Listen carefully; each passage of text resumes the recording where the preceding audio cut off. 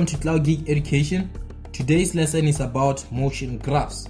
In the previous lesson, we introduced the motion topic, we defined terms in motion, and we did a little bit of calculations. So in today's lesson, we'll be talking about motion graphs, and we'll be doing a little bit of equations of motion. We'll be talking about the equations of motion and stuff. So let's not waste any time. Let's move on.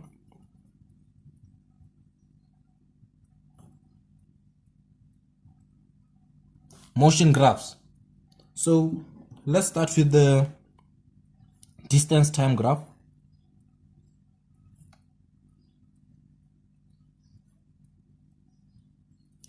The distance time graphs. So we have about 4 distance time graphs. I'll draw them for you right here.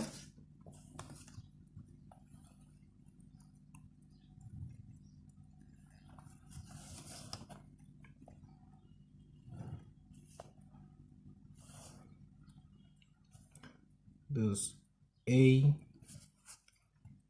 here is distance in meters, and here is time in seconds.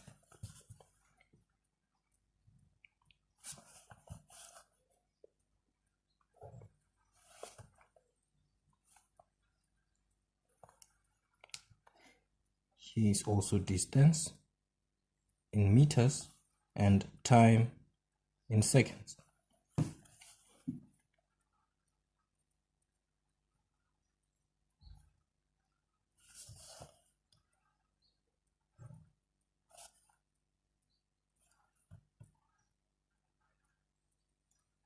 Distance in meters, time in seconds.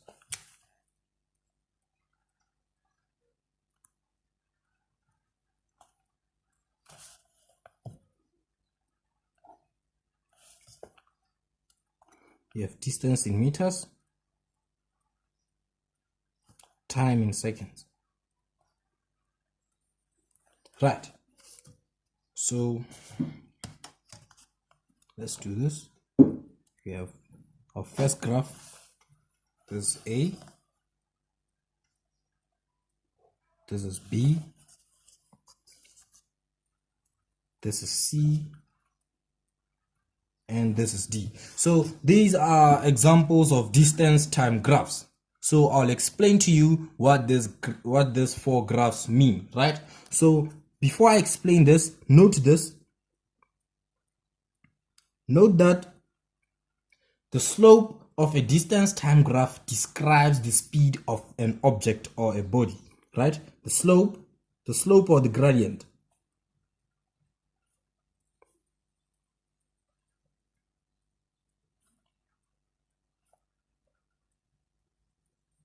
The slope of a distance time graph describes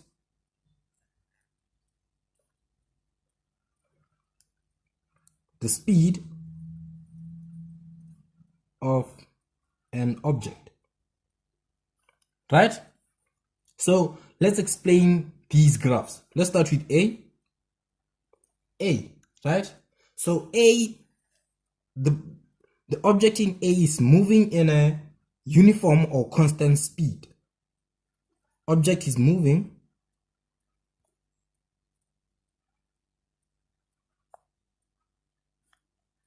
in a uniform or constant speed, right? We are describing the slope of a distance time graph describes the speed of an object, right? Here we are describing the speed of the object here. We are describing the speed of the object in A looking at the slope. The slope is straight, so an object is moving in a uniform or constant speed since the slope is straight, right? So let's move on to B. Let's explain B. Let's explain B. In B here, our object is at rest.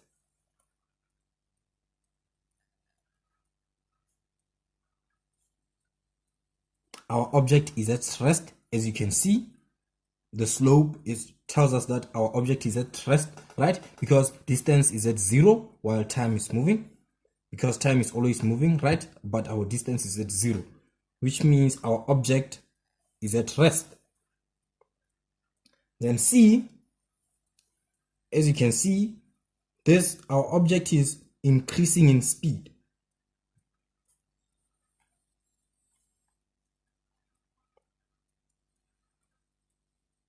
Increasing speed. Or we can say acceleration. Acceleration.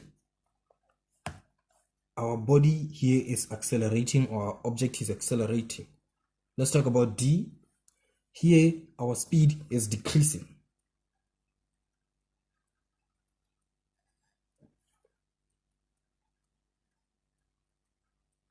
It's decreasing in speed. Or we can say deceleration or retardation.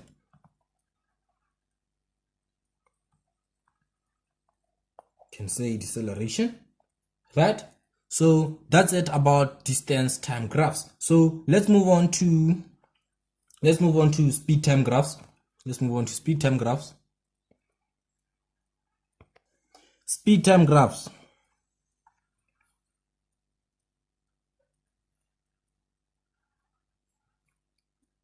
Right. We also have different speed time graphs. I'll draw them for you right here.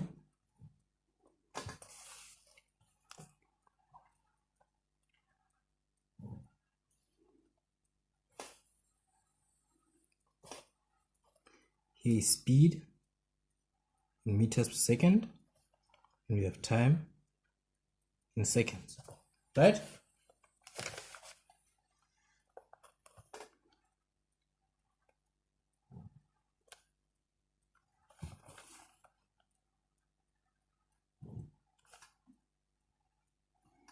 Here is speed in meters per second, and here we have time in seconds. This is A, this is B, and C.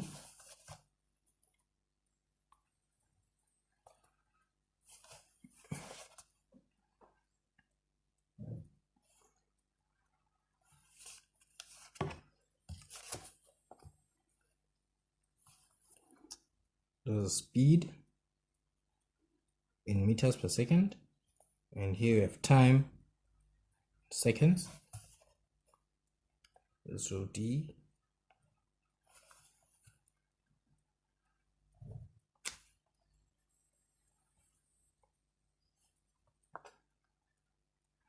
Speed in meters per second, time in seconds. This is C, this is D. I think that's it. So let's explain them. Let me put on the last one. I will have to explain this one. Let's put E right here. We will have E.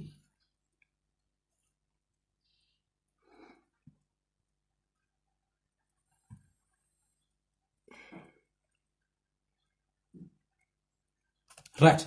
So let's draw the graphs. Right. Here, our graph is the same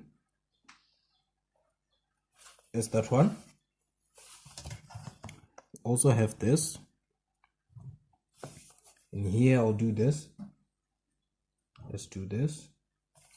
And this one's won't change.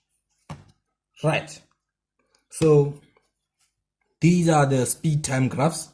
But before I can explain them, let me tell you now what we are looking at, what these slopes explain. Note this. Note that the gradient or the slope of a speed time graph describes acceleration of an object. This one now explains, this one describes acceleration of an object. Remember in the distance time graph, the slope of a distance time graph described the speed of an object, but now we are describing acceleration of an object, right? So let me write it down for you. The gradient or the slope of a speed time graph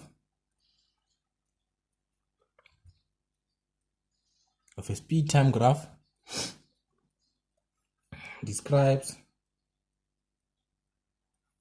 acceleration of an object. Right, so let's explain them now. A, what is A? A is uniform. The object is in uniform.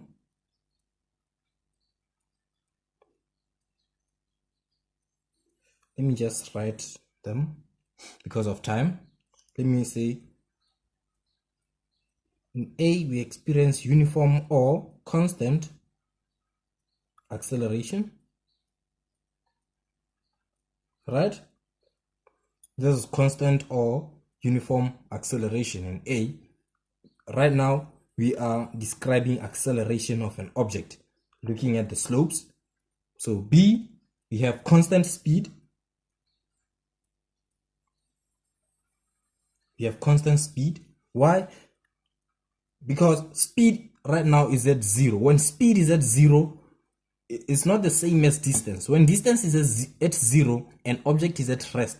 But now speed is at 0. When speed is at 0, it means that the object is moving but at a speed of 0, which means the speed is constant. It's moving at a constant speed of 0 meters per second.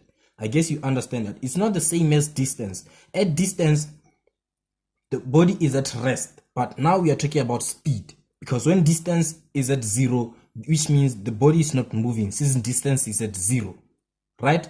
But now speed is at 0, which means the object is still moving but at a constant speed of 0 meters per second. So let's move on to C. Let's explain C. Uniform acceleration. This is uniform acceleration.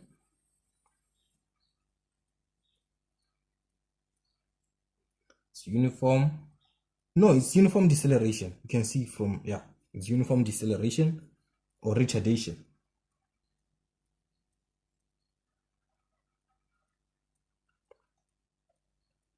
What about D? D is decreasing acceleration. Decreasing acceleration.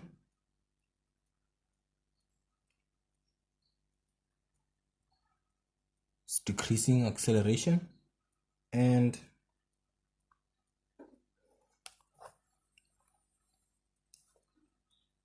E is increasing acceleration. Increasing acceleration. Right. E is increasing acceleration. So let's have examples now. Let's have examples. Examples. Right. So a question will come and say, describe the motion of the motorist represented by the graph below. Describe the motion, right? So this is how we are going to describe the motion. Solution. So we are going to explain this step by step, right? We are going to describe it step by step. We are going to describe the motion of the motorist from 0 to A, then describe the motion of the motorist from A to B, and from B to C, and from C to D. That is how the question is answered. You describe the motion of the motorist step by step from O to A to B, B to C, and C to D. So let's get into it. First, let's explain the motion of the motorist from from 0 to A. From 0 to A, right? So this is less constant acceleration. You can see that the motorist is moving in a constant acceleration, but it is less, right? So let's say less constant acceleration, right? Then from A to B, right? From A to B, what can you see? You can see increased constant acceleration. It is the motorist has increased his acceleration, but still moving in a constant acceleration, right? So it is increased constant acceleration, right? Now let's take it from B to C. From B to C, what can you see? This is constant speed. Constant speed. You can use your graphs I've just given you so that you can see how we do this. Now let's explain from C to D. From C to D, what can you see? This is uniform deceleration.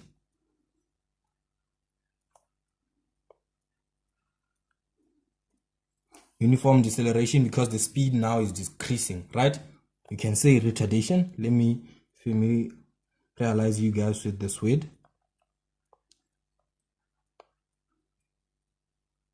Retardation. Yeah, it's a retardation. That's it when you talk about the speed time graph. Now let's move on to area under a speed time graph.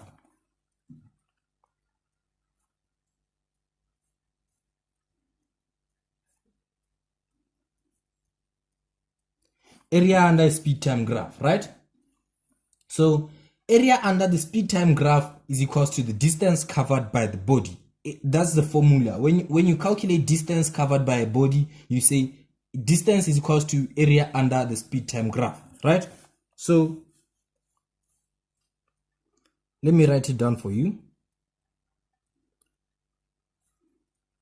Area under the speed time graph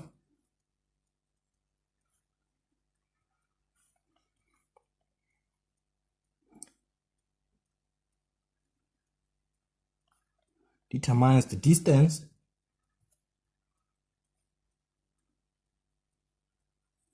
covered by the body, right? So the formula for calculating distance is distance is equals to area under the speed time graph. How do we calculate area under the speed time graph? Let's have an example.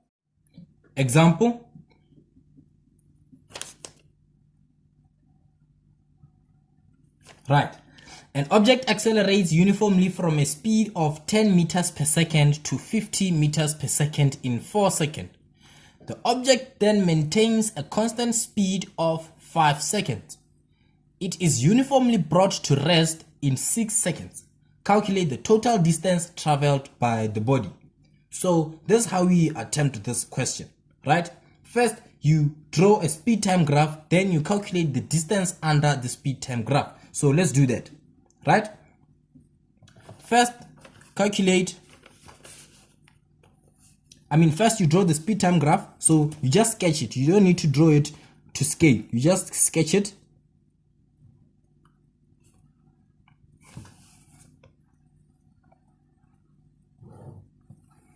Right. Sorry about this.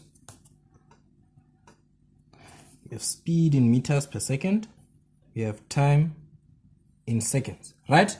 So let's draw the graph according to the question, right? An object accelerates uniformly from a speed of 10 meters per second, which means our initial speed is 10 meters per second. Then it says to 50 meters per second, which means our final speed is 50 meters per second, right? So it accelerated uniformly. Let's draw a uniform acceleration curve, right? You know that it is a straight line, uniform acceleration, right? Then the question says it did this for only 4 seconds, which means you know that here is 0, right? For only 4 seconds, which means it took 4 seconds to reach 50 meters per second. 4 seconds. We are just sketching it, right? Then the object then maintains a constant speed of 5 seconds, right? It maintains a constant speed. Which speed? 50 meters per second. It maintained it for 5 seconds, which means it took 5 seconds from here to here, right? Then we are going to add 5 to 4, which means 5 plus 4 is 9, right? Here is 9, right? Which shows us that it maintains it maintained a constant speed for 9 seconds, right? I mean for 5 seconds. Then it is uniformly brought to rest in 6 seconds, right? Uniformly brought to rest. Remember what to rest mean? It means 0 meters per second, which means it was brought to rest, right, for 6 seconds. So which means we're going to add 6 to 9, which is 9 plus 6 is 15, which means from here to here it took only 6 seconds, right? Now we have sketched our graph. Now let's calculate area. I mean distance. Distance is equal to area under the speed time graph, right? Then what is the area under our speed time graph? What is the formula to calculate area? No, there's no formula. We're just going to split our graph into shapes we know from mathematics, right? First, let's split it here.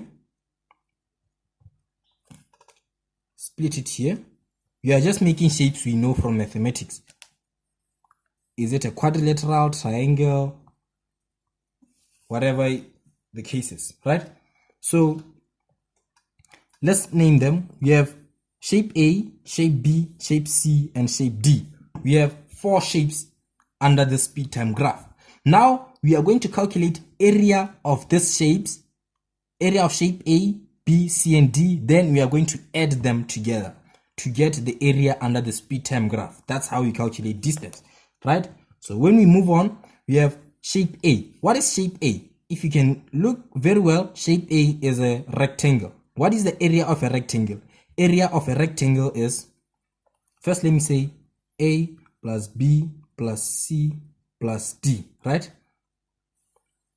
Then D is equals to, area of A is a rectangle. Area of a rectangle is length times width, right? Plus B.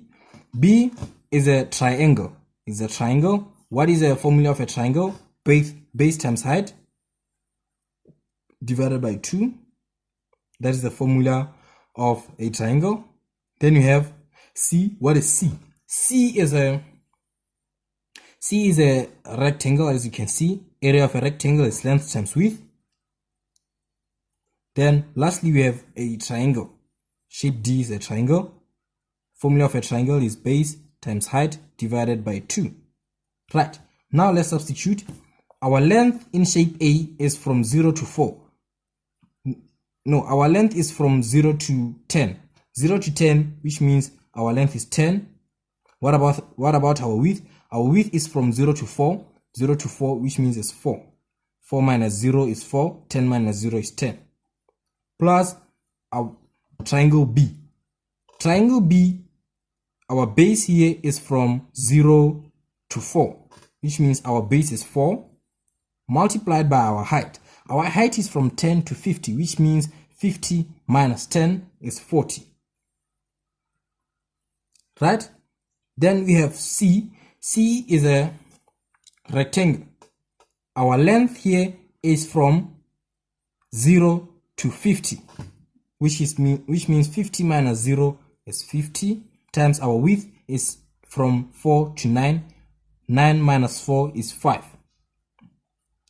Then lastly we have triangle D. Our base for triangle D is 15 minus 9. 15 minus 9, which is 6, multiplied by our height, base times height. Our height is from 0 to 50, which is 50, divided by 2 according to the formula. Then also here is divided by 2. My bad. Then distance is equals to 10 times 40. 10 times 4, this is 40, plus 4 times 10, 40 times 4 is equals to 160. It's 160 divided by 2 is 80, right? Plus 50 times 5. 50 times 5 gives us 250, plus 50 times 6 gives us 300, divided by 2, this has to be 150. Now we are going to add them. 80 plus 4, this is 120, right? Let's just use a calculator at once, right? 80 plus 40 plus 250 plus 150. This is equals to 520 meters. Our distance is equals to 520 meters. So that is how we calculate distance under a speed time graph. So let's move on to equations of motion. Because of time, I'm just going to give you the equations of motion. Then you're going to study them. Then in the following lesson, we're going to do examples dealing with the equations of motions. Because the only way you can master equations of motions is whereby you use them day by day. You revise them, you study them day by day. That's the only way you can get used to them and know how they are used. So I'm just going to give you the 4 equations of motion and explain them, what each and every variable in them mean. Then in the following lesson, because of time, we're going to do some examples, right? So equations of motion.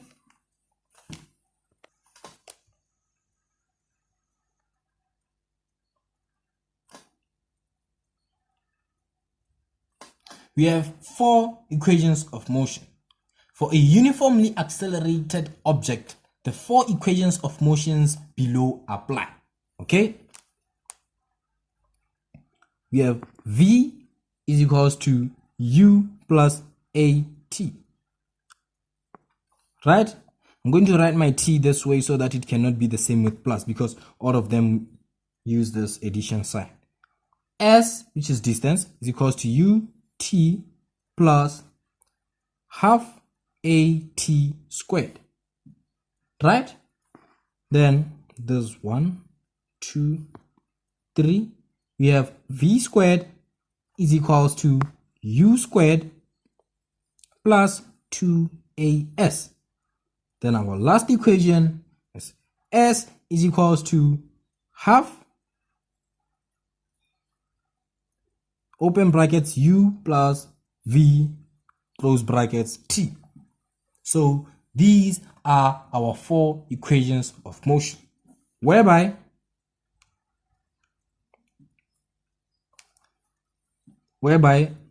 V is equals to our final velocity,